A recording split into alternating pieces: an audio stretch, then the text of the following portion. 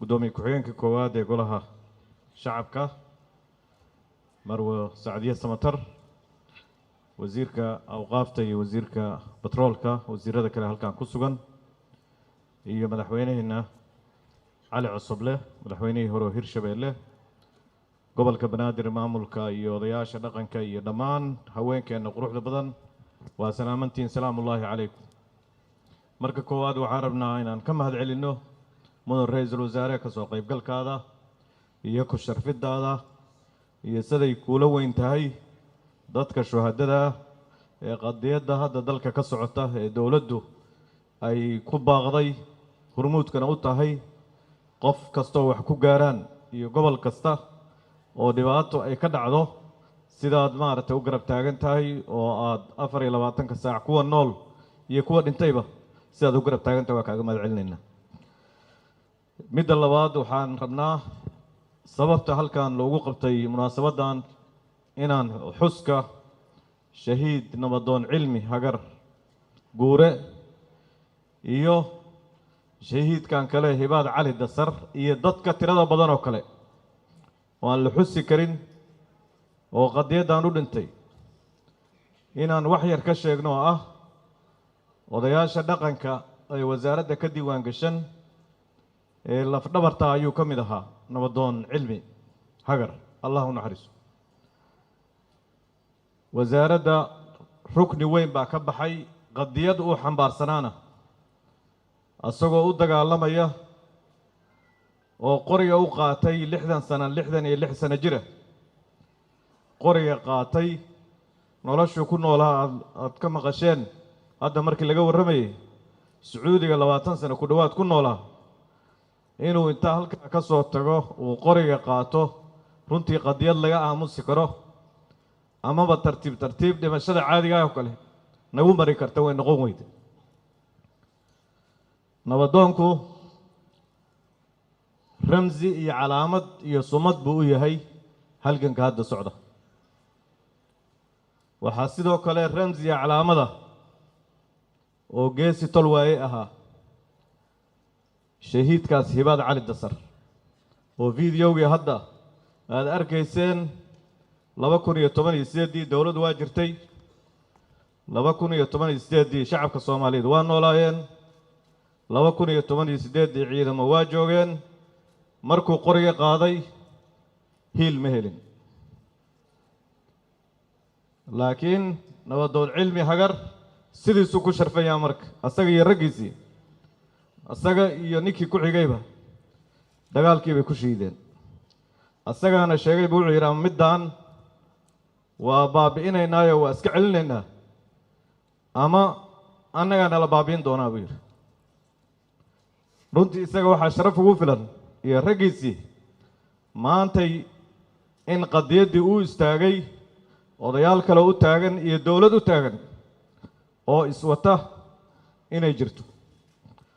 oo maantay meeshii uu ku dagaalamayay ciidamadu ay u dhow yihiin oo aadaya baal ereyadeeda inay ku sii siqayaan oo ku sii socdaan. nabadoon marka wasaaradda arrimaha gudaha odayaashii ka diiwaan gashanaa 320 ku dhawaad baa dhimatay oo la dilay oo shabaab dileen. sababta aan u xusayno cilmi hagar waxay tahay qadiyad buu ku dhintay odayaasha kalena qadiyadu way ku dhinteen oo dawlad dhiskay ku dhinteen laakiin dagaal kumaysa jirin ayagoo xaafadaha ku jira magaalooyinka jooga ayaa la gaaday qaarna baabuurtooda lagu xiray. way weyn tahay marka qofka qadiyadda ummadda u dhintaa inuu noqdo qof calaama waa kuwa hadda SYL iyo hadda dad inta laga xusay taalooyin qaarkood loo sameeyay waxay la mudan yihiin nabadoonka oo ehelkiisa halkaan ay joogaan oo caruurtiisa qaybo ka mid ah ay ku sugan yihiin munaasabadan caruurtii isagu u dhalay oo aan leenahay aabihiin waad jecleedeen in noolaada laakiin isagaaba sheegayba qadiyadda uu dhimanayo iyo qadiyadda uu halgamay. ummadda Soomaaliyeedna saasay u jeceshahay aabihiin bay idinla jeceshaa saa u jecleedeen waayo qadiyad sharaf leh waan la wada dhimanayaa imisaa dhiikar u dhimatay imisaa sukar u dhimatay odayaasha laakiin isagoo asoo qorigiisa xambaarsan ogna inuu dhimanayo ama maaragtay uu ku geeriyoonayo oo ku shahiidayo ayuu u istaagay runtii nimankan khawaarijta marka dul khuwaysiriin maantaan akhrinayay saakay nimanka waxayba ka soo farcmeenba nin dul khuwaysiriin la yidhaahdo dul khuwaysiriin na wuxuu ku soo baxaa la yidhi nabiga sal allahu alay wasalam ayaa qaniimo la soo qaniimaystay buu qaybinayay wuxuu u qaybiyey markaa niman qurayshtii ka tirsan oo kuwii dhibi jiray asxaabta nebiga kuwii dhibi jiray kuwa ka midahu u qaybiyey nin baa inta soo booday ayuu cadaalad darro ku tuumay nebiga oo yidhi ilaahay ka cabso kuwiina dhibi jiray oo ummadda nebiguna wuxuu rabay inuu dadkan soo dumo markaasuu nebigu u jawaabay yidhi ma cadaalad darrad aniga iga cabsanaysaa ninkaas ayaa horta ay ka soo farcameen nebigu marka wuxuu yidhi hadal khatara kan waxaa ka farcami doona wuxuu bilow u yahay kuwa dhib badan oo diinta ku qaraaban doona oo diinta si xun u turjumi doona oo haddaan noolaan lahaa haddaan haleeli lahaa sida qowmu caad loola diriroo kale aan ula dirir lahaa 10 jeer camal buu ku soo celiyey kuwaas wuxuu yidhi waa soo baxayaan waa tirtirmayaan 10 jeer ayuu ku celiyey marka u dambaysa baaqiga ka harana kooxda masiixu dajaal bay ku biiri doonaan buu yidhi niman sidaas marka u soo noolaa oo sidaas nabigu nooga digay waay insha allah waxaan rajaynaynaa tirtirankoodii uu nabigu sheegay sal allahu alay wasalam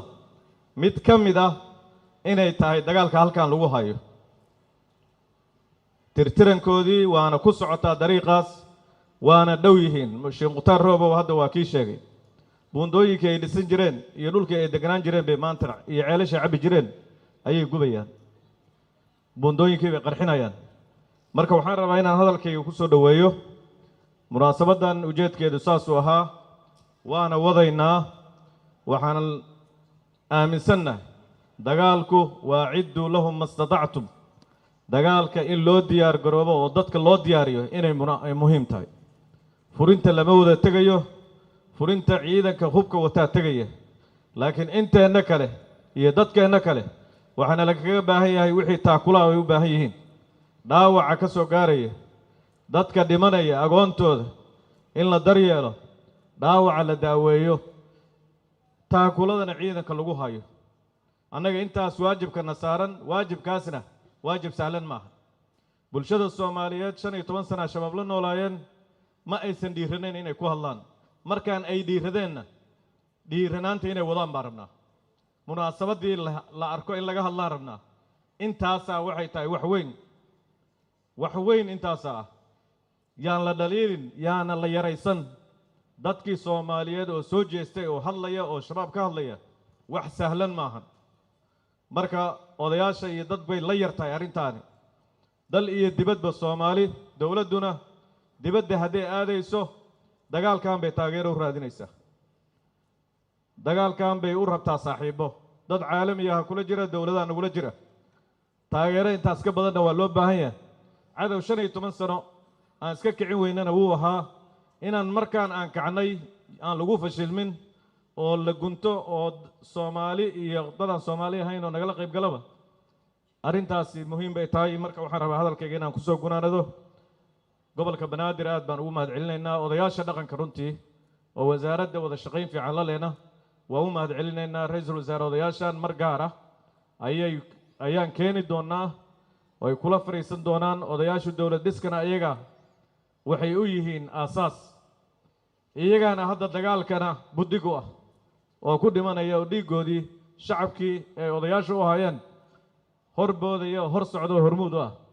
odayaashaas marka tixgelin intoodii kale soo hartayna gaad baa lagu dilayaayo waa 320 ku dhawaad waa anaga hadda sheegaynay odayaashan marka waxay u baahan yihiin dagaalkana diyaar bay u yihiin inay hoggaanka iyo qaybtooda ka ciyaaraan dawladdana waxay uga baahan yihiin xildhibaanada iyo kaliya marka la rabo mooyaane inta kale oo u dhaxaysa labada fatro inta xildhibaanada iyo intaasna in odayaasha hadda halgankaas qayb bay ka yihiin laga warqabo marka waxaan ka ballan qaadnay inaan madaxda aan tusi doono waxaan rabaa hadalkayga inaan ku soo gunaanado inaan u yeero gudoomiye ku-xigeenka koowaad ee golaha shacabka marwe sacdiye samatar oo iyaduna ku soo dhaweyn doonta ra'iisul wasaaraha jamhuuriyadda federaalka Soomaaliya